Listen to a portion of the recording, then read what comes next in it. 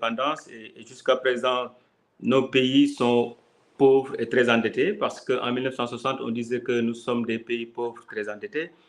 Dans les années 70, on disait que nous sommes des pays sous-développés. Après, on nous dit que nous sommes des pays en développement. Aujourd'hui, le concept, c'est nous sommes des pays émergents. Mais si vous regardez de 1960 à 2023, les PIB par tête n'évoluent pas. Et donc, il est judicieux que les Africains cherchent à trouver des réponses à ces problèmes-là. Maintenant, pour moi, la définition de la souveraineté peut évoluer dans le temps et dans l'espace. On n'a pas aujourd'hui Marine Le Pen, les partis d'extrême droite en France parlent de souveraineté parce que la France est dans une zone économique. Voilà, ces partis-là veulent disposer en fait de leurs instruments de politique économique.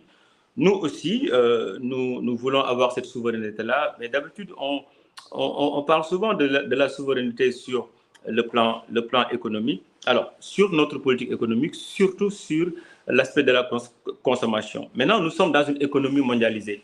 Et quand on parle de la mondialisation, qui est une chance pour les uns et une menace pour les autres, quand on veut produire plus que nos besoins, nous cherchons aussi à vendre sur les marchés. Donc, comme nous acceptons que l'industrialisation, le tissu industriel sert à produire, satisfaire nos besoins et aussi exporter le reste. Donc, il faut qu'on accepte aussi les importations des autres. Maintenant, pour moi, l'idée, ce n'est pas simplement de régler, d'avoir une production par nous et pour nous, mais pour moi, c'est juste avoir la liberté de disposer de sa propre politique économique. C'est-à-dire avoir la liberté de fixer ses interventions dans l'activité. Une intervention, que ce soit monétaire, que ce soit budgétaire. Une fois qu'on a cette liberté d'intervenir sur le marché, pour moi, on est souverain. Maintenant, dans une économie mondialisée, certains parlent souvent d'avoir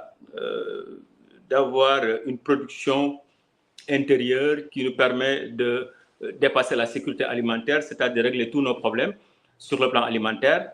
Mais comme nous sommes dans une économie mondialisée, nous cherchons le marché extérieur. Le marché extérieur aussi va essayer de voir comment aussi produire pour nos pays. Mais pour moi, si l'État dispose de ces instruments-là, on peut dire que cet État-là est souverain. Et disposer de ces instruments-là, c'est aussi savoir les utiliser pour atteindre un certain nombre d'objectifs. Mais les pays africains, ce que nous constatons, c'est que depuis 1960, après la fin des indépendances, ces pays africains sont utilisés pour en fait fournir ce qu'on appelle des matières premières, de la main-d'œuvre parfois bon marché pour les pays développés, et ils exportent des produits primaires et importent des produits finis. Et en économie, si vous exportez un produit primaire, par exemple l'arachide, le fer, tout ce que vous voulez, ces produits-là, en fait, à chaque fois que vous exportez un produit primaire, vous avez vendu du travail. Parce que dans le produit primaire, il n'y a que le travail. Maintenant, si vous importez un produit fini, par exemple un téléphone, vous avez acheté du travail. Maintenant, ce sont des pays qui sont pauvres, très endettés, où le chômage est presque endémique. Alors, si ces pays-là n'essaient pas d'essayer de satisfaire un certain nombre de besoins intérieurs en termes de production, de transformation, de distribution, ces pays-là peuvent avoir des difficultés pour régler le problème de l'autosuffisance, mais aussi de la souveraineté.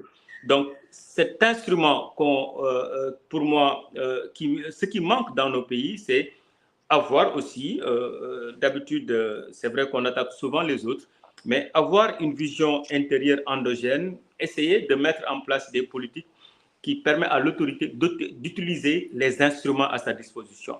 Parce que pour moi, ce n'est plus d'attendre à être autosuffisant, à régler le problème de la consommation, mais c'est juste de disposer des instruments de politique économique et de les utiliser afin d'atteindre un certain nombre d'objectifs.